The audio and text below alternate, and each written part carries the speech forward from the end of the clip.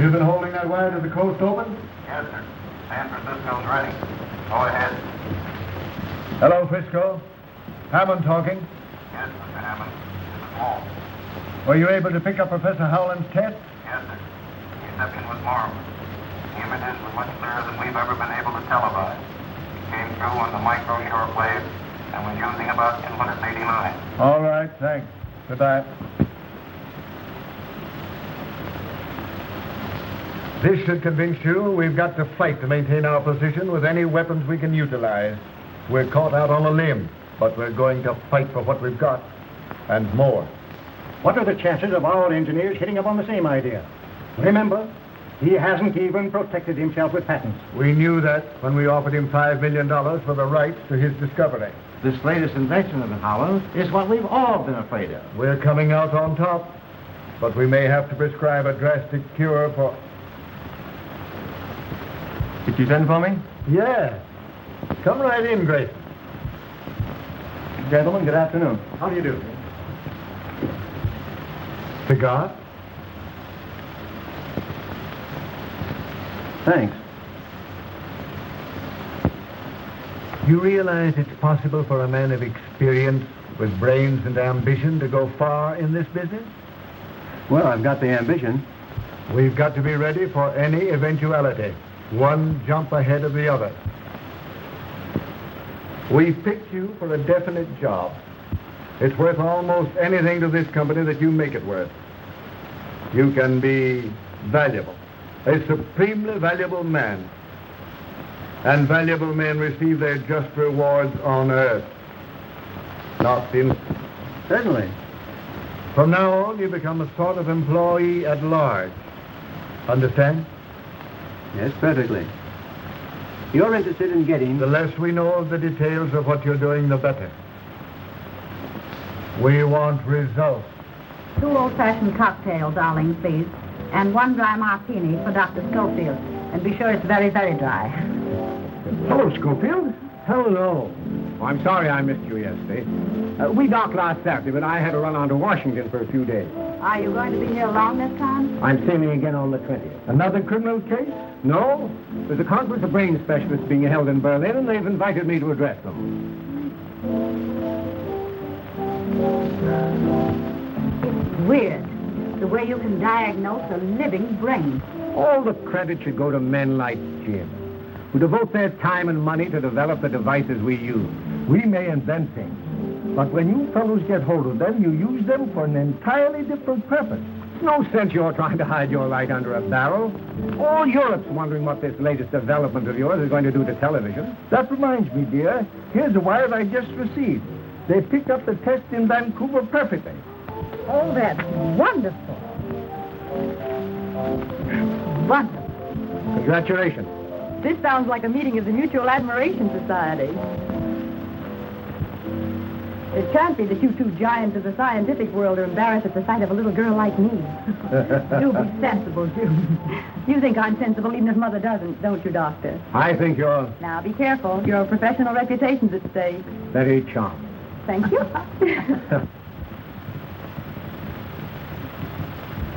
But Houghland must realize that when he begins televising a regular schedule, he's liable to run into difficulties. In what way, sir? He may not be so fortunate in securing men like yourself when he increases his operating staff. I don't think there will be any difficulty. You'll admit there is always the possibility of an employee becoming disgruntled over some fancied injustice. Dissatisfaction always leads to temptation. There's always purchasers for valuable secrets. I see what you mean. However, I doubt you'll be able to convince Professor Houghland. Think it over. Goodbye. Goodbye, Mr. Barry. Hello. Oh, hello. Package. Really? It's Time Magazine. Oh, hi. Here you are.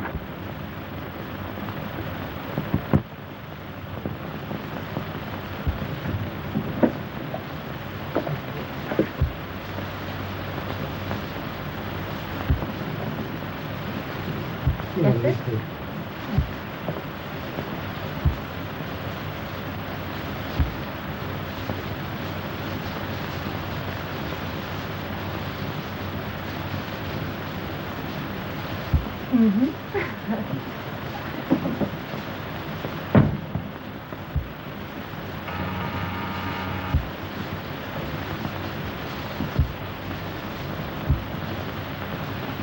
Perry is back and wishes to see you. Have him come right in. Yes, Mr.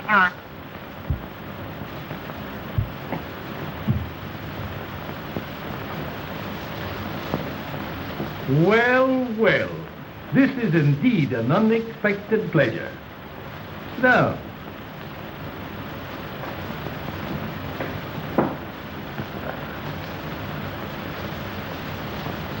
been doing a little thinking? Yes. You weren't able to convince Houghland. No, but I thought maybe we could, Talk things over yes, and come to an understanding? perhaps. Would $100,000 be any inducement?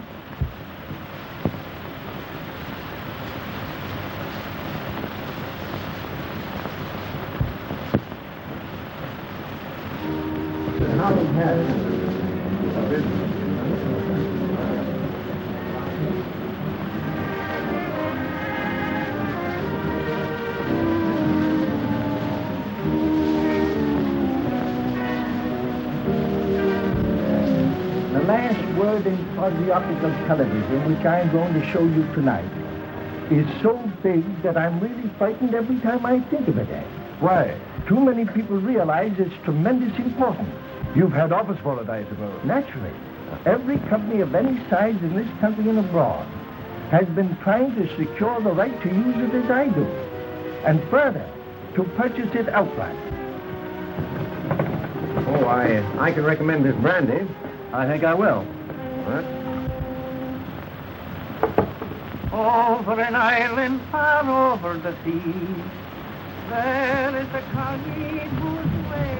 I'm sorry, I couldn't get away. Oh, I beg your pardon. Disappointed? Not exactly, but you see, I promised to meet Dick here right after dinner. And instead, you ran straight into my arms. I did not. Certainly you did. I certainly did not. If I hadn't been here to catch you, what would have happened? I'll show you.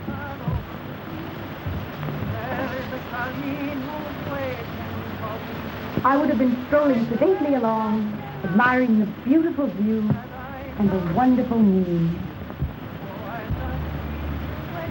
It is nice out here tonight, isn't it? Lovely. Over an island far over the sea, there is a Collyer. Here I am, Dick, over here. Oh. I came out for a breath of air, and June Now, almost... don't go telling tales out of school. Well, she did seem a little jumpy when she saw me. Are you nervous, dear? Not exactly. But I have kind of a funny feeling here. My heart doesn't want to stay where it belongs. It keeps going flippity-flop. I guess the excitement was too much for you. Well, we still have time for a short walk. Harry, will you join us? I'd like to, but there are still a few things I have to do before we go on the air. Some other time, perhaps.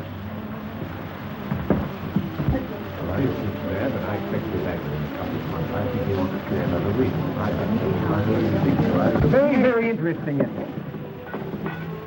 Sorry, Missy. Thumb's all fingers. It doesn't matter, darling. It's all right. When wine is filled with accident, steps of disaster hasten. Stop that nonsense. Pick up that glass before someone is really injured. No matter what happens, Arling always has a proverb. But I'm not a bit superstitious, but it does give one a rather creepy feeling. Oh, don't pay any attention to Arling. He has a mania for quoting Confucius and Charlie Chan. You know Charlie. Clever, these Chinese. Nowhere for me, by the back of valley that I love so dear. Good evening. Good evening.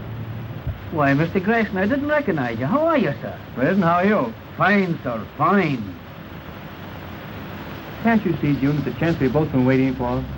Does your promotion depend entirely upon Father? Well, if your father would only... I think I'll have to go in. All right. I'll do it myself. Even you, as the chief of police, will have to admit that your methods are obsolete. That may be, Jim. But we seem to get along pretty well as it is with our radio teletype system. Suppose you had instant pictures at your command showing every move a criminal you are tracing makes. If you can do that, I can't understand why the government isn't interested. Government officials will be watching tonight, not only in Washington, but in widely separated points throughout the country. I'd admit it should be of great interest to them. After the broadcast, I have a greater surprise. A further development which you will hardly believe until you see it. You make me very curious. It is my hope to be able to prove that television is the greatest step forward we have yet made in the preservation of humanity. It will make of this earth a paradise we've always visioned, but have never seen. What's humble pardon, sir? Man named Mendoza say he must see. Him no take no for answer. Mendoza? Our gentleman is in the reception room. Thanks, Arlene. You'll pardon me, won't you? Certainly. Harry? There's a gentleman here named Mendoza. Do you happen to recall him? No, sir. Shall I see him for you? That's not necessary. I'll talk to him for a few moments. It's nearly 8. I'll flash you from the laboratory when I'm ready. Mr. Houghland? Yes? I am sorry to interrupt at a time like this.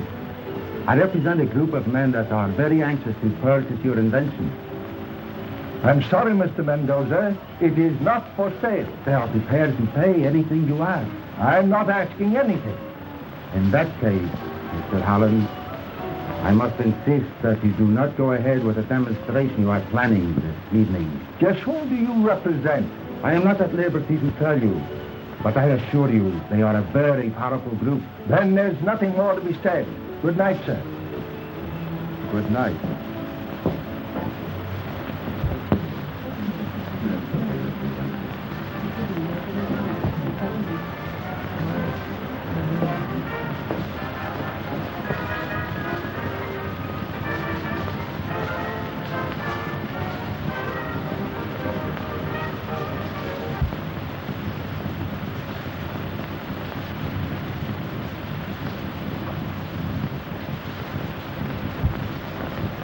This is James Houghland, owner of experimental station ZY3, located at White Plains, New York, televising on a sight channel of 3/4 meter. We are attempting to reach the entire United States direct without the use of relays. Our first presentation this evening will be I Had the Right Idea by Miss Florence, accompanied on the piano by my daughter, Miss June Houghland.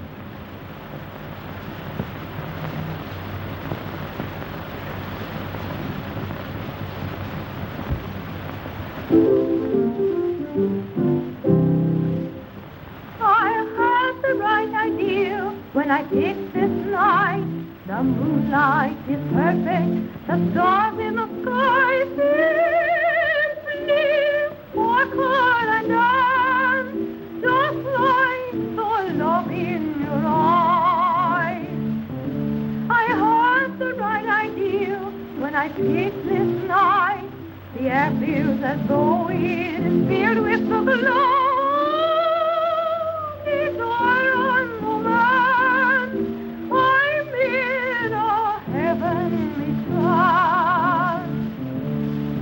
Your lips entice me, and my arms fit nicely around you. I'm heading for bliss when words and feeling are spoken within the consummation of a very first kiss. I had the right idea when I picked this night. To tell you I love you, I think you're divine. And I want you to be forever just mine.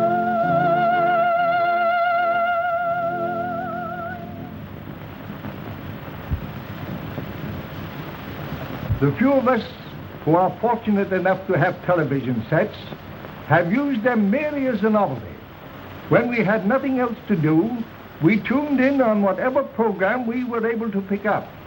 Due to the almost insurmountable obstacles encountered in the frequencies required and high-fidelity pictures, our transmissions were limited. But these obstacles, I am happy to say, have been overcome. This in itself was a scientific triumph, but still I was not satisfied. I felt that television should be something more than just another form of amusement. Therefore, I continued my experiments. I'm now going to show you the latest developments which deal with the transmission of television in the quasi-optical region. It is now 1:15 in Paris.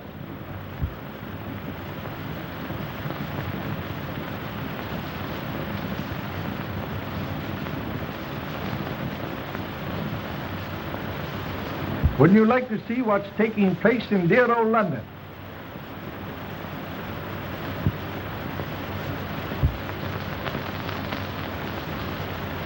London still has its fog. The fog in London is a little too much for us. Let us try the other side of the world. There's a spot that's very fascinating.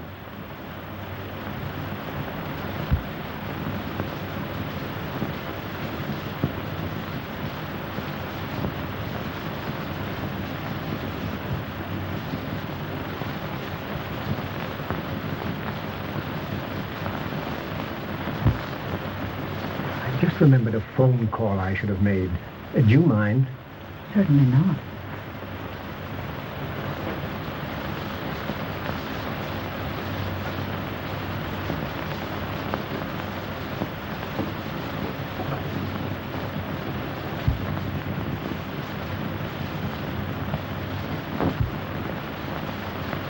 Africa is a very interesting place about which we know very little. The natives of Africa years ago were indirectly the cause of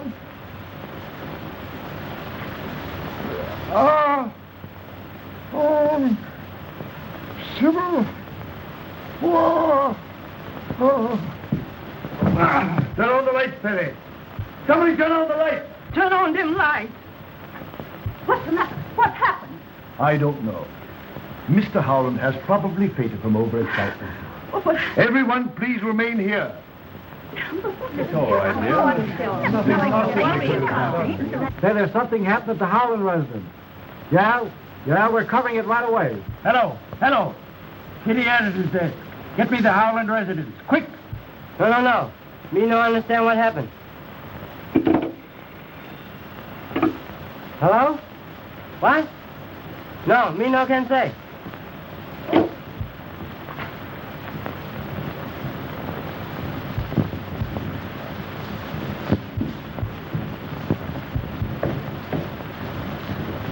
What's wrong? Mr. Houghland is dead, sir. Dead?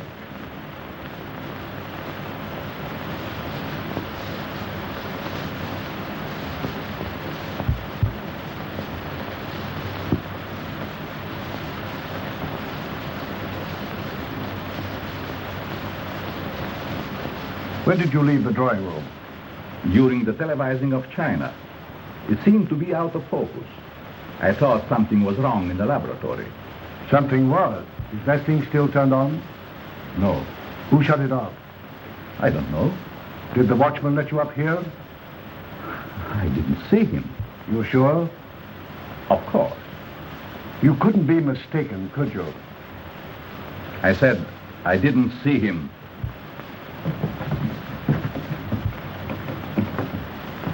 It would be better if you didn't. Come, Mother.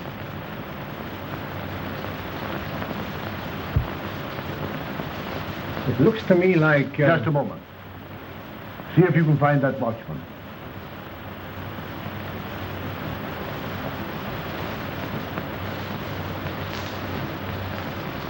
Now, Doctor. The last thing I want to do is thrust a murder on you, Nelson. But this certainly looks like it to me. You believe that the blow on the head caused his death? At the moment, I'd be inclined to say that it did. What's that you have there?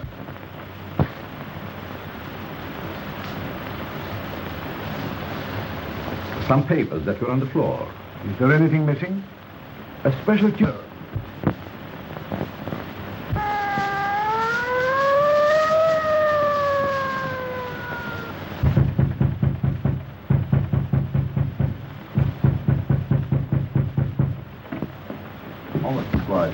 Hello, Chief. Hello, boys.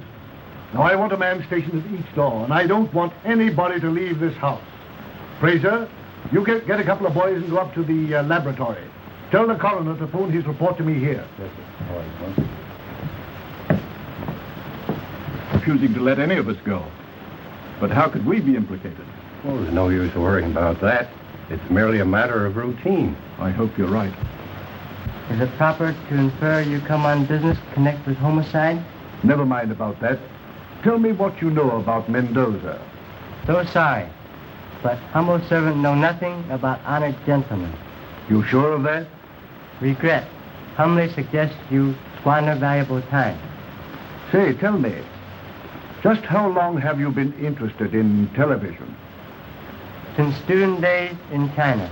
Have honor to be one of 12 students sent all over the world to learn from masters. Did Houghland know that? Such matters are not yet presented. Wonderful. Too bad it was out of focus at the spots, isn't it? You must be mistaken. The detail was perfect. You're certain? As a matter of fact, I've never seen anything quite so clear. It was a revelation to me. Did you, by any chance, notice anything just after Houghland fell? You mean the shadow that flashed on the screen? Yes. Could you tell what it was? It looked to me like the reflection of a person going toward him. Did you see Miss Spencer leave the laboratory? I sure did, with her sweetie. Shortly after that, I started to light me pipe, when somebody snaked up and grabbed me from behind. Oh, I'd like to get me hands on him. Think you could recognize him? Appreciate for Howland's invention. Who hasn't? Of course, you're interested in it from a business standpoint. Well, I guess you'd call it that, yes. Then why didn't you stay for the entire demonstration? Well, I promised Joan I'd meet her when she's finished. Did you? Certainly. Where? At the laboratory, of course. Did you stop on the way or go direct? Well, no. That is, when I left the house, I thought I saw someone moving among the trees. Whoever it was got away. I met June as she came down. Did you return directly to the house? Well, no. Aren't you getting a little bit personal? Come in.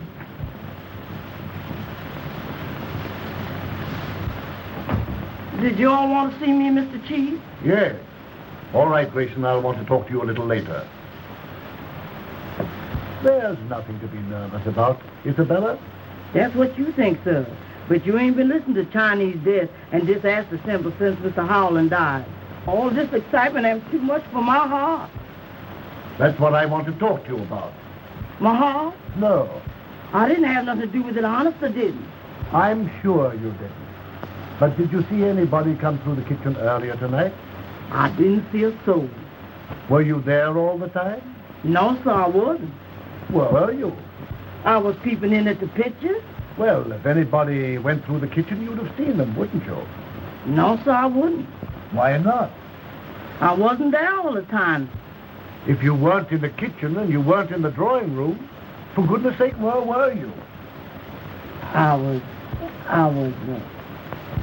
Where were you? Oh, Mr. Chief, please.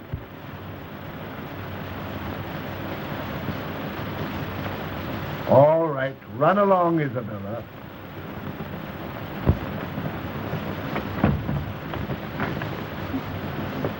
Is my face red?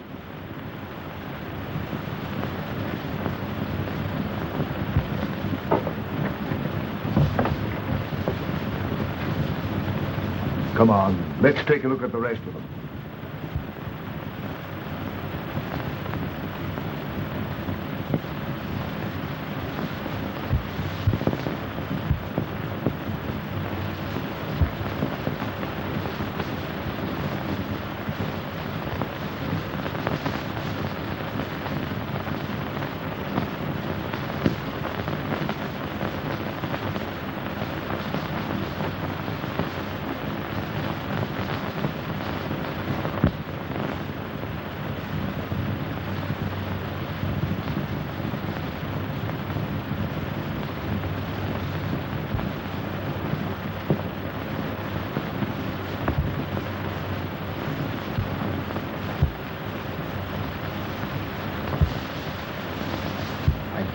center of attraction.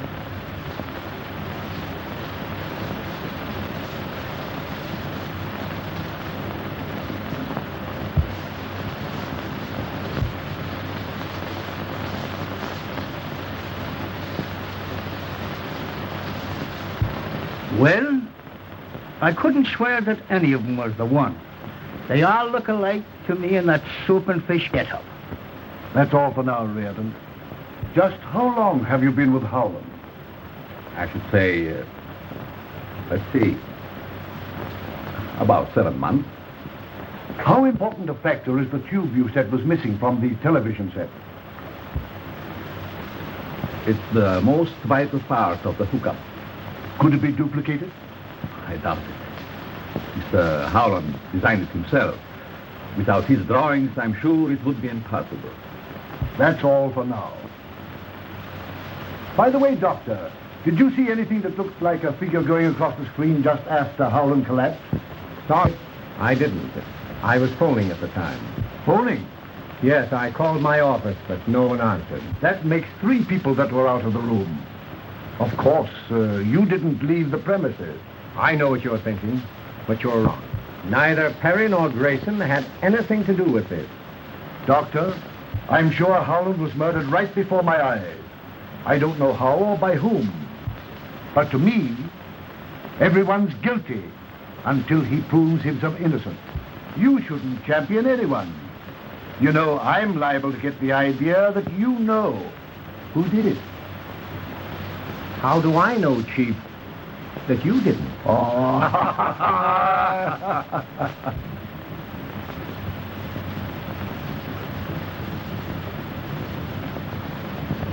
Oh, Lordy.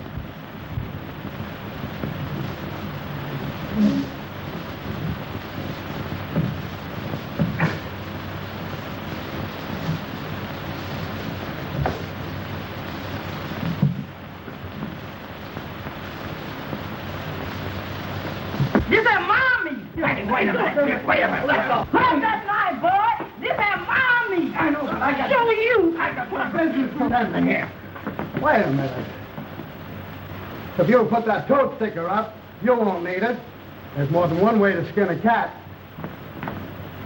Hey, sister, if you stop shimmying, I'll just slide by. Postman Noir reporter. Postman says throw him out. Oh, wait a minute. Out you go. Wait, you go. Out you go, honey. Out you go, honey. I got business.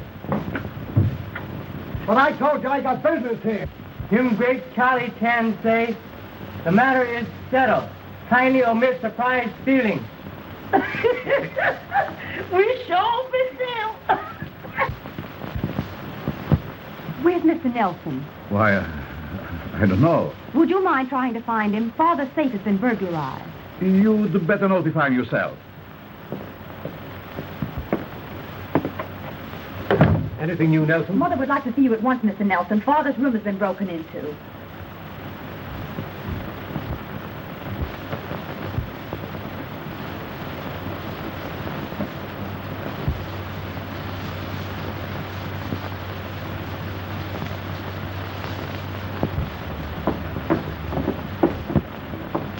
Everything's just as I found it.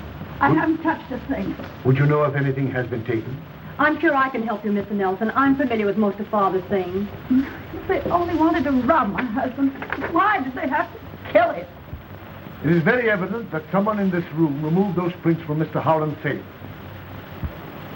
Everyone is more or less under suspicion, and I'm asking that you all submit to a thorough personal search.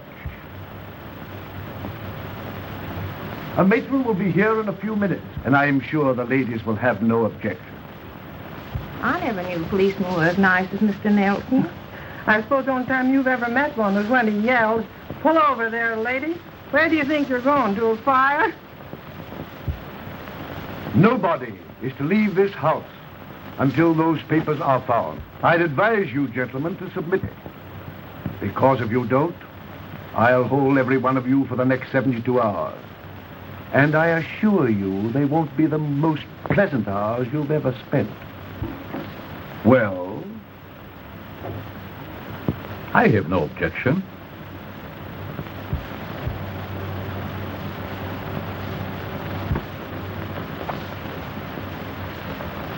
more I think of it, the more positive I am that this thing rests between two persons. Perry and Grayson? Yes. They both have motives, and they're the only ones that have. They were both out on the grounds when Houghland was murdered, but neither can prove where he was. Grayson's ambitious. He's in the television business. He tried to get Houghland's invention. He knows it's worth millions. Granted, but everyone here may have reasons also. Or connections with others. And Perry. Who is he and what is he? He's been here about 7 months. He lied when he said the broadcast was out of focus. We found him in the laboratory when we discovered the murder. He's the one that says the vital part of the television set is missing. And now the prints are gone. I'm going to place both of them under arrest and charge them with murder. Now, don't do anything hastily. You remember when I examined Crowley's brain for you about a year ago? Well, what's that got to do with it? I told you at that time the man was a potential murderer? Yes. Your experts sneered and scoffed. Yet within 6 months from that time, he was convicted and sentenced to death. Well? If you will permit me to send for my apparatus, I'll prove to you that neither Perry nor Grayson could have committed this murder. Oh, you're talking sheer nonsense. Well, let me telephone my office and have Alan bring it right over. Oh, all right, go ahead.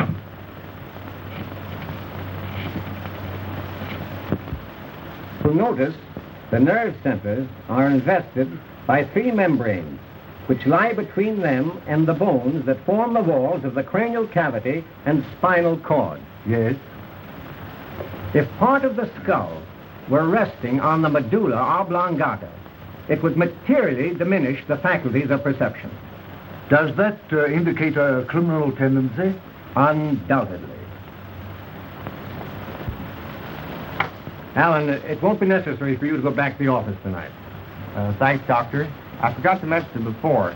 There was a call for you over your private wire about 8:30. Oh, that's all right. It couldn't have been anything of importance. Thanks, Perry.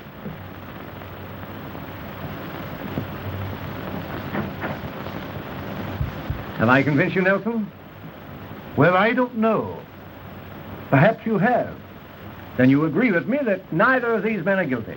In a way, yet yes, I'll agree with you.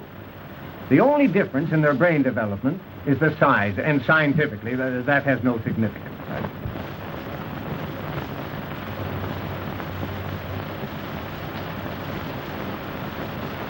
Houghling, scotch and soda.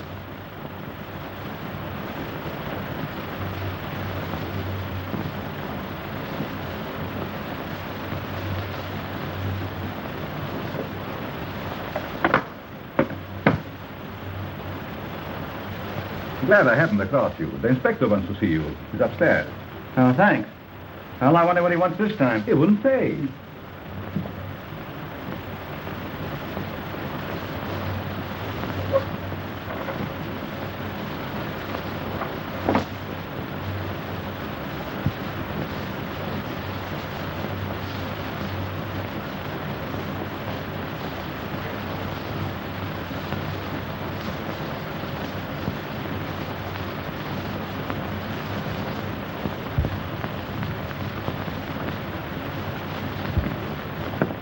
Inspector, you sent for me? Huh? No. Well, Funny. We're getting a little close in here. Yes, it is rather warm. Where are you going? Out for a little air. Sorry. My name is Perry, and Chief's orders, nobody leave this house. Names don't mean anything.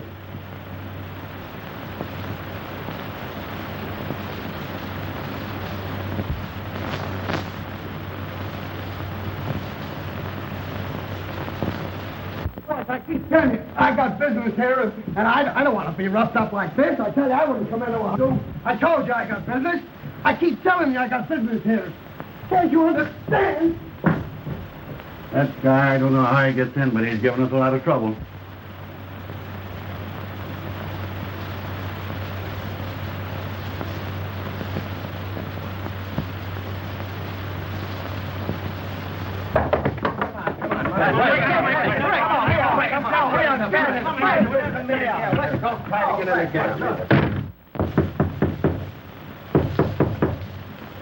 You mugs don't quit rapping on here. I'm going to chase you all out of here. What do you want? My name's Jordan. Keith Nelson sent for me. Okay, that's right. Go ahead. That's right, Coroner. Call me here as soon as you made an examination. Okay. I'm Jordan. Don Jordan.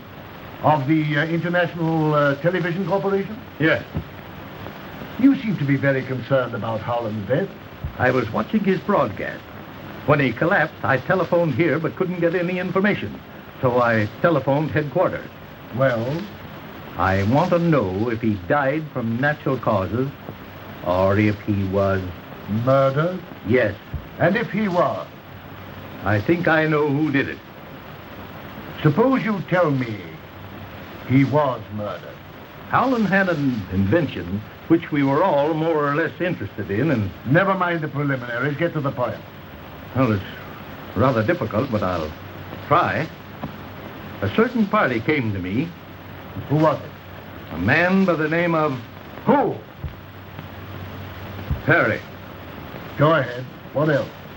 During our conversation, I made him an offer of a substantial sum if he would use his, that is, his influence with Houghland in our behalf. What do you mean by a substantial sum? $100,000.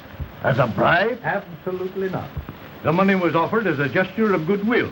If we had someone on the inside, we stood a better chance than the others. We'll see what Perry has to say about this.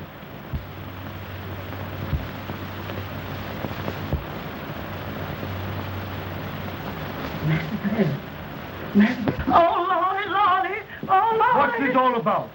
Master Perry.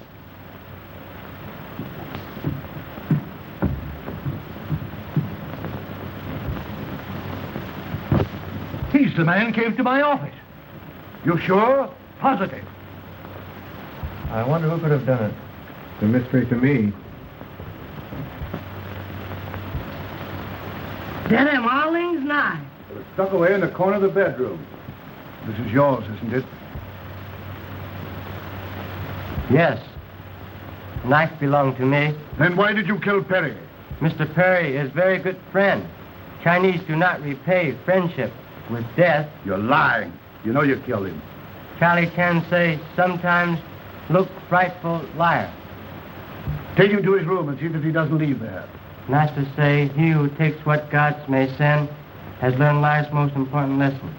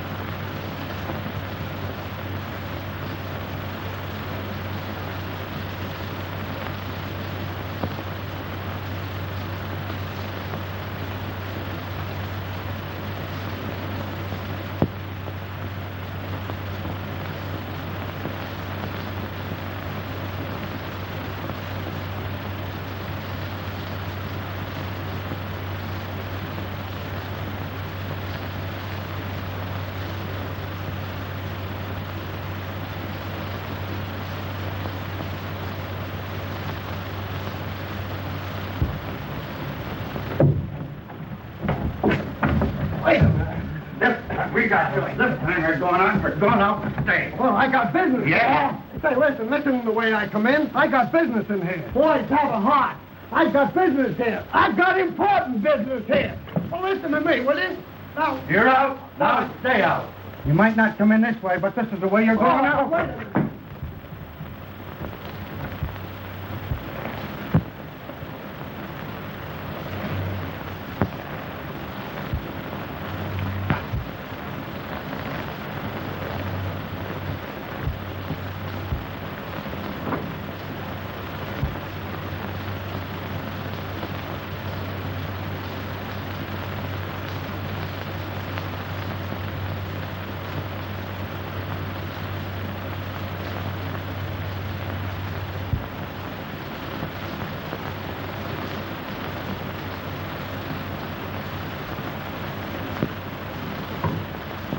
No, thank you.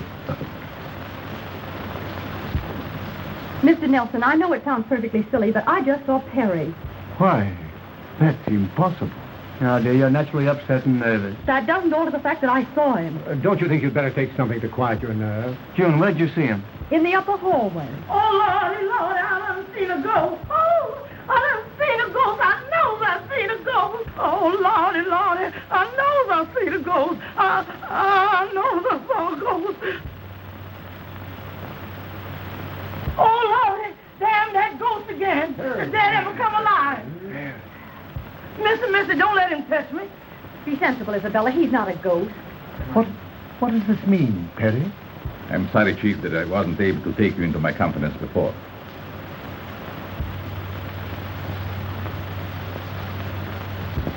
If you're here and alive, who was it that was killed?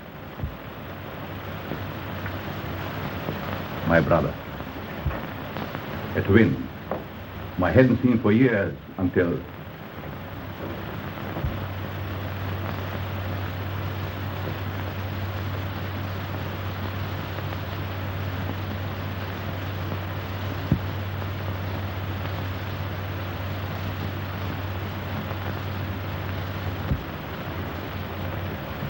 Damn, all things nice. It's tucked away in the corner of the bedroom. This is yours, isn't it? Yes, knife belonged to me. Then why did you kill Perry? Mr. Perry is very good friend. Chinese do not repay friendship with death. You're lying. You know you killed him.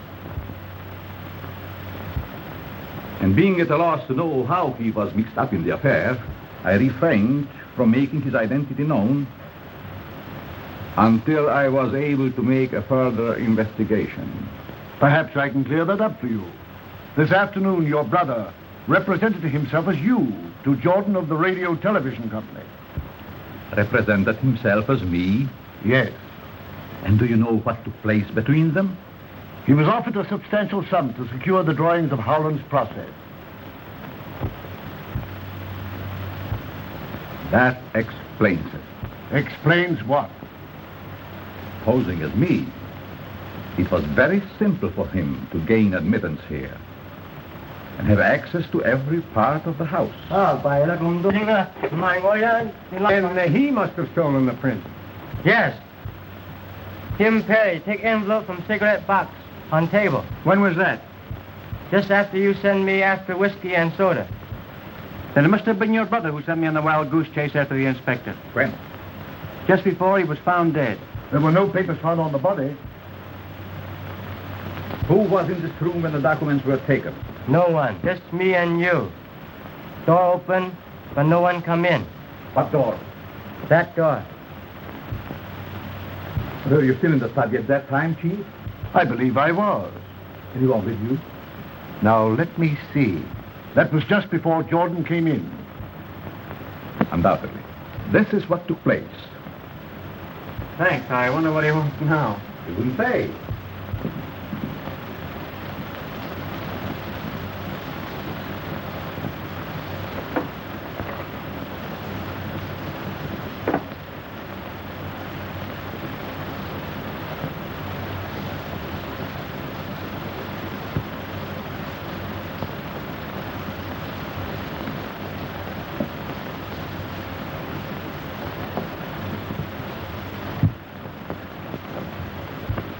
Isn't that correct, Doctor? Yes. I did see you, or rather, as you say, your brother take the papers.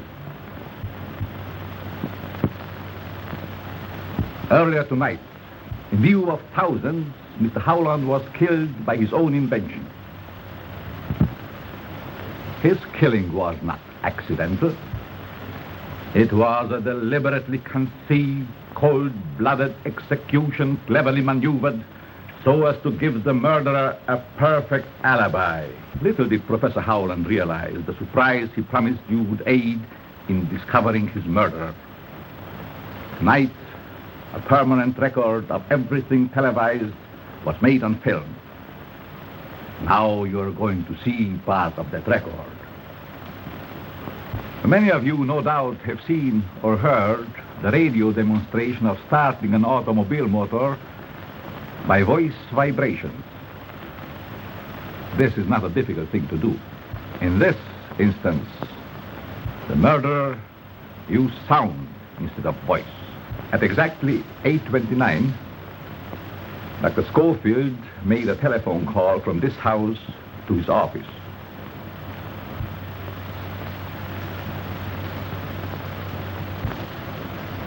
I will now show you what happened.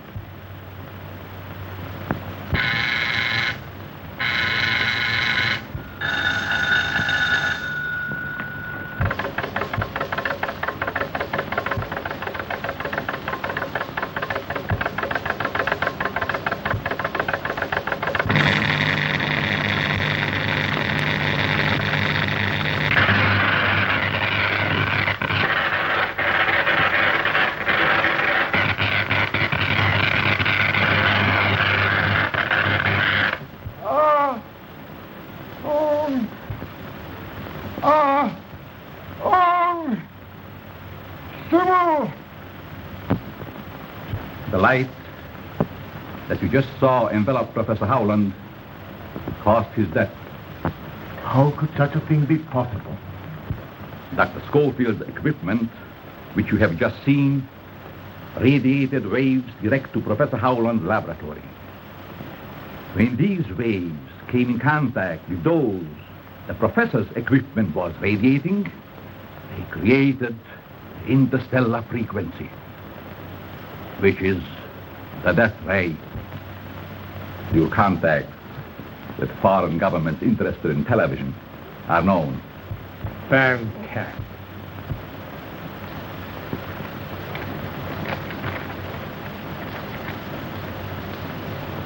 Do you recognize this?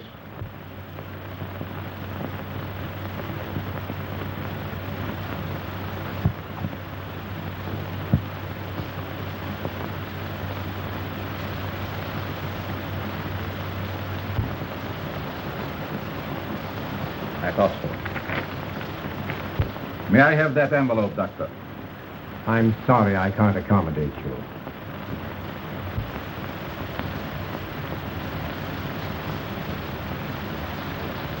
And I object to strong-armed methods.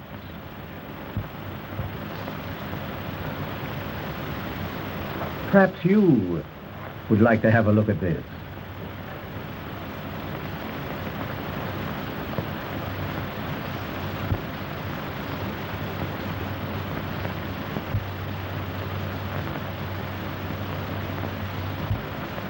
There doesn't seem to be anything in this. Aren't you carrying things with rather a high hand? Not at all.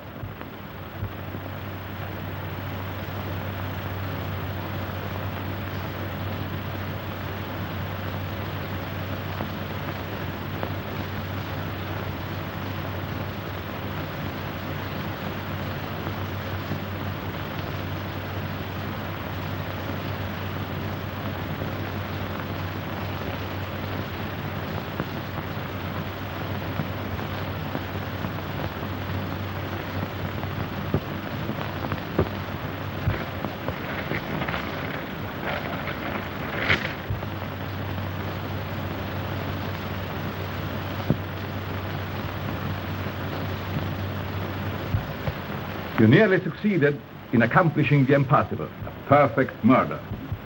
But in your eagerness to prove that neither Grayson nor I could have killed Mr. Houghland, you telephoned your office forgetting that just previously you had said there was no one there. Perhaps it was another number that I called and didn't care to mention it. Trying to be evasive, Doctor, won't help. Because your assistant let slip that your private phone rang about the same time when Houghland was killed. That led me to investigate. When you saw the very thing in another's possession for which you had committed murder, you took a dagger from Arlene's room and followed my brother. You killed him, believing the suspicion the knife would cast on the houseboy would let you get away without any difficulty.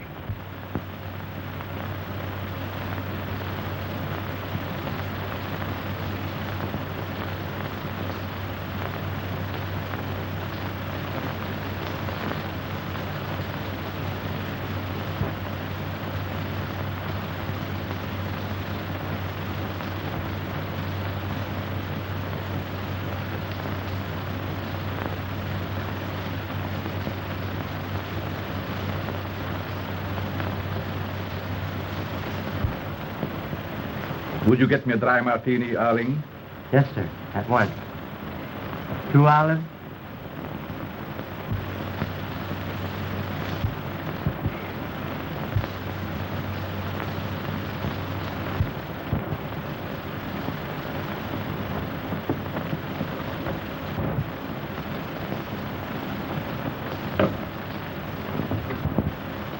As Arling would say, even though the eyes may see, the mind will not believe.